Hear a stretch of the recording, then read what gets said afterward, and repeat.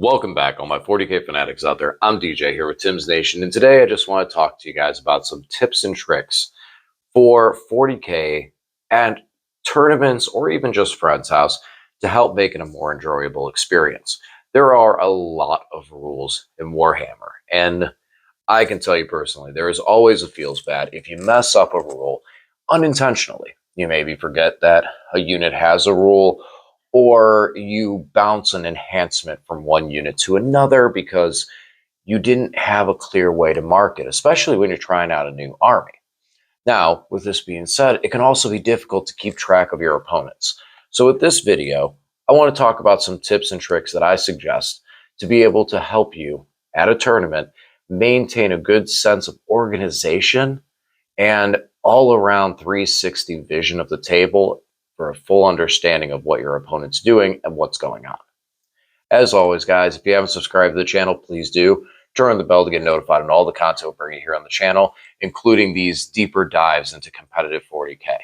Competitive 40K is traditionally where myself, Lane, Zach, and others on the channel, this is where we go. We play in tournaments, and we're getting ready for more and more tournaments all year long. And with that, we practice a lot. We practice a lot of different armies. We take a lot of different armies to different events, trying things out, RTTs, GTs, everything else. And we do our best to play against a lot of armies and know for a fact what most of them can do. But I can tell you right now, if you met me at the table with something like Gene Stealer Cult, I might have no idea what's going on. So how would someone like myself be able to try and maintain that flow and understanding of what GSC is doing, or any army for that matter, in the game on the fly? And here's a couple of things that I found that work. So number one, we talk about things you should take to an event. You know, there's always the dice, the objective markers, and stuff like that.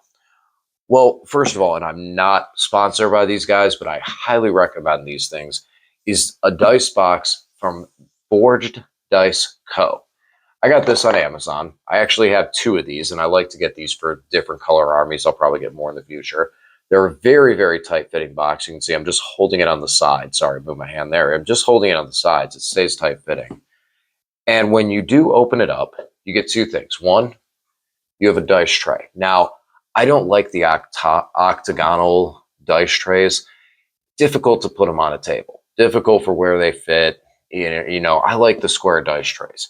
It gives you a nice way to be able to put anywhere on out of the game, off to the side, or even on the battlefield. It fits nicely to be able to roll dice clearly and definitively know where they are. You know, when you play in a game and you accidentally drop dice, at least this kind of clearly tells if you accidentally dropped the dice or was that intended to be rolled. So I always recommend using dice trays to roll. Plus, it gets messy, and not throwing dice on the ground and not losing dice. I have my own that I got through ChessX that have my logo on them. I don't want to lose these. These cost me a little bit to get these made. On top of that, though, the bottom half of this is what really sold me on it. The fact that it has this nice organization for dice and other things. So in here, I have dice for wound allocations, dice for wound allocation to larger models, such as vehicles, as well as just a dice for command points. I still have a space in the middle that I could use for other small dice if there was something else my army needed to mark. Something like Votan having judgment tokens, things like that. If I didn't have markers that Lane has, maybe I would use dice to mark judgment tokens. I always recommend this. Do not roll your wound dice. Have separate dice. I have these little red ones. These are ones that you can get in basically every Games Workshop box set. You know, they come out, they give you usually some dice in all of them. That's what I use. They're red for wounds, and they are not dice that I'm going to roll. This way, there's no accidents, and again, confusion on a dice that hits the table. Was that a wound marker, or was that a dice that I rolled earlier on in the turn? So, I highly recommend that. Also, getting D12s, D10s, D8s, even D20s. Having these to mark larger units. Now, when you get past D12s, there are two types of D20s that I want to talk to you about in case that for some people who maybe haven't played Magic the Gathering and are not familiar with a countdown dice. So Magic the Gathering has 20 life. So for a long time, and still to this day, D20s are produced that are countdown dice, where the number 20 is right next to 19, which is next to 18, so on and so forth. A regular standard rolling D20, the numbers are going to be randomized. So you're going to be searching for the next number that you need if you're trying to use it to count down wounds. Is usually nicer, pewter, really cool looking dice are not countdown dice. Typically, countdown dice are plastic dice. Any game store you can find them at. I have tons of them myself, but recommend if you're looking for a D20s, you can make your life easier for finding those countdown dice. 12s and such, D12s, I haven't seen countdown dice, but there's a lot less numbers on it to search through. It hasn't really bothered me, so I haven't really looked for any. Same going down the spectrum when you get down to like a D8, and then I have, of course, D6 for the rest of the things that have 1 wound, 2 wounds, or even 3 wounds, which are a higher volume in 40K now than they used to be. So those are separate. So there's nothing to. So when I'm playing against my opponent, and they aren't trying to figure out what has a wound on it and what isn't, it's clear and understood what I'm using that for, what I'm doing, and where these are being marked off. Then I have my rolling dice, which is a good bulk dice. I always recommend look at the unit that has the most shots or most attacks in your army. At least have half that many dice to run it, especially when you start getting up into the 50s, 60s, and the orc numbers for attacks. The reason you want at least half is just, rolling it in 2 sets can sometimes be quicker than trying to scoop up 60 dice and trying to hold them, then roll them, then pick through them. You could probably do it just as fast if you were rolling 30, or, if it was 40, rolling 20. So I always recommend at least have half as many dice as your maximum number of shots or attacks a unit can put out there. It makes the game go faster. If you're only running with if you're running your whole army on 6 dice, it's going to take forever for your turn to go by as you're rolling every unit individually. Now, if you practice at it, maybe I'm wrong, but personally, I think it would take way, way too long. Next up, because of this box and because of the room, I always take with me, and you hear me talk about this all the time on the channel, poker chips. Very, very simple. You can get these at a dollar store. Get some clay poker chips anywhere. You can find these. These have been lifesavers for me because these, I don't mark them. You could mark them with a Sharpie so that you're able to tell what different abilities are and use them for things like that. But for me, it's a really easy way to mark down certain abilities, and I use this as well for my opponent's abilities so I can keep track of what's going on. Oh, you want to oath a moment one of my units? Okay, that's the unit that you oath a moment. Oh, this unit gets you -1 to hit for your turn. Okay, here, I have a different color chip. I'm going to put that down, and that marks for that. So there's no confusion on which unit was oath a moment, which unit has a debuff, or which unit has a buff. And I do it the same way as well, because I want my opponent to know when I declared something, that's where it's going. So I will also use different color poker chips to mark those things. Sometimes I usually use red for dangerous effects on me just because it's my poker chips. So you're coming at me, the red chip's going down for like oath the moment. I'm putting a red poker chip down to mark that because I'm not happy about that. But on top of it, these things neatly fit into this case. And I will have more poker chips in there of different color, but I can put those on top. Next up, I talk about these all the time. Templates, templates, templates. 3-inch 3-inch by 1-inch by 2-inch templates. You have 6-inch by 4-inch by 2-inch as well here, 2-inch templates. fit in there ever so nicely. And the only ones that don't fit in there, but I still bring them, 9-inch. Nothing matters out, nothing else matters except the fact that I have 9-inch templates. So when you start deep striking, I can put these things down and tell you exactly where you're able to go or not able to go, and I can do the same for myself. Having these to be able to put on the battlefield and leave out on the battlefield and use with your opponent it really helps speed the game along and helps to keep things clearly defined as what things can and cannot do and are capable of, so there's no accidents with a unit getting bumped or anything like that. And once again, this all closes up nicely. Now, over here, I have my nice little dice bag. And just talk to you about this. These things, you can find these all over the place. This is just a regular bag. The only difference is with this and normal bags, and people have seen these before, is the fact that this has divisionals inside it.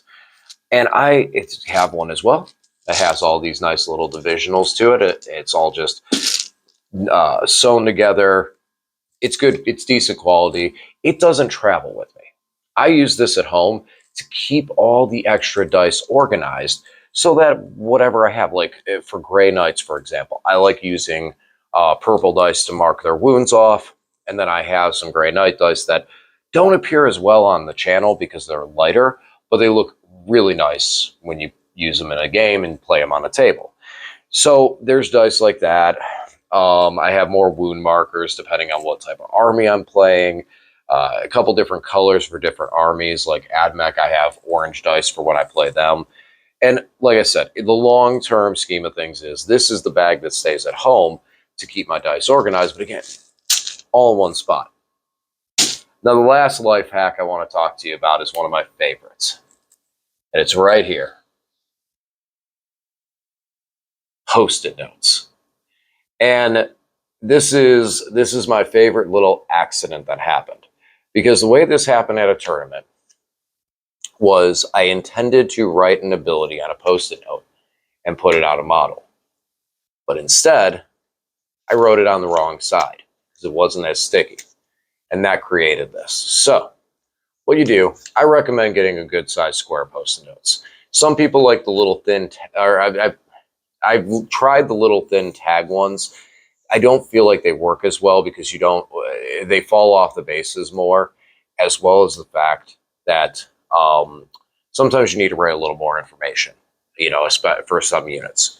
So what you do, you take your Post-it note and you take it off there.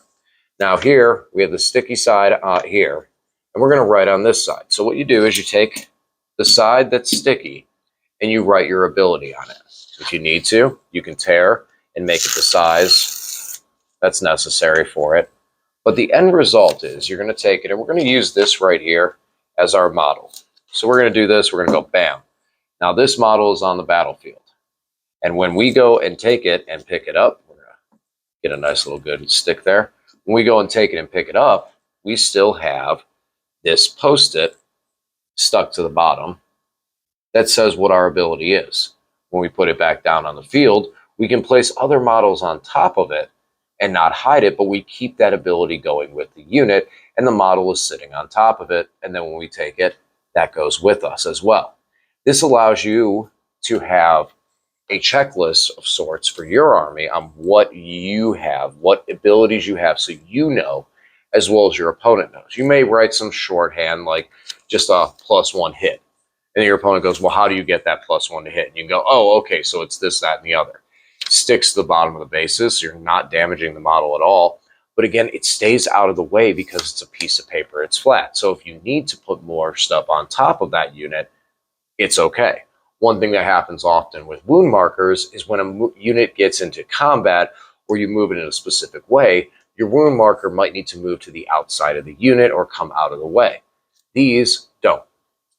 You can play completely on top of them. And this is an excellent, excellent, excellent, and cheap way, especially when you're learning a new army, to keep track of abilities. Just write something down on it, put it underneath that unit, and there you go. Even stuff for a basic abilities like, oh, this unit gets +1 charge. This unit gets +1 strength when it charges. You could write those little abilities down onto it and put it underneath the unit, so sitting in front of you is Post-it notes under those models so to help you remember and help train your brain for what you're doing and what the army, what entirely you're trying to do with this army. So I definitely recommend. This is the biggest life hack for competitive 40K for learning a new army and just keeping things clean, clear, and under control. Post-it notes. Who would have thought? So that was my big life hack, and that was a big part of this video as I was playing a game recently against a couple people, and I started doing this with some of my new Necron detachments.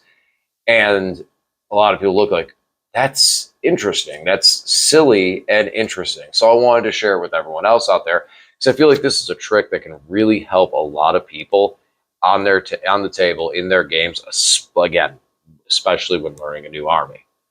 Hopefully some of this information was valuable for some people out there. This is some stuff that's helped me a lot in my games to be able to keep understanding on the table, keep things, clear, not necessarily just, and I know one thing that a lot of people's mind is going to go to is, oh, prevent your opponent from cheating. And that's not my first response because of the fact that 40K Warhammer is such a complex game. It's not even that an opponent is going to cheat. It's that an opponent is going to forget or misread a rule and then show you the rule, and you read the rule and you misread the rule, or it gets misunderstood, or all game long one unit has had an ability, but now they decide to switch it over to another one and you forgot, and then they tell you, like, let's just say +1 to hit. They've given squad A +1 to hit all game long, and now suddenly turn 4 this other squad's going to have +1 to hit, and you go about your turn thinking that a different squad has this buff, and then your opponent goes, no, I switched it, and you've remembered it. And you're like, yep, you told me that. You did tell me that that unit had this over here. And it might mess with your game plan. I know +1 to hit's kind of a weak one to go with it, but something in those lines, any type of buff that goes in those lines that could be detrimental at that point, and then you remember it. Having certain little ways like this, having poker chips, having post-it notes are nice ways to be able to mark that and keep that going for you as well. Well, that's the end of the video for today. Hopefully, like I said, this helps some people out there. I enjoy making these videos, enjoy trying to help the community grow. As always, thanks for watching, and I'll talk to you again soon.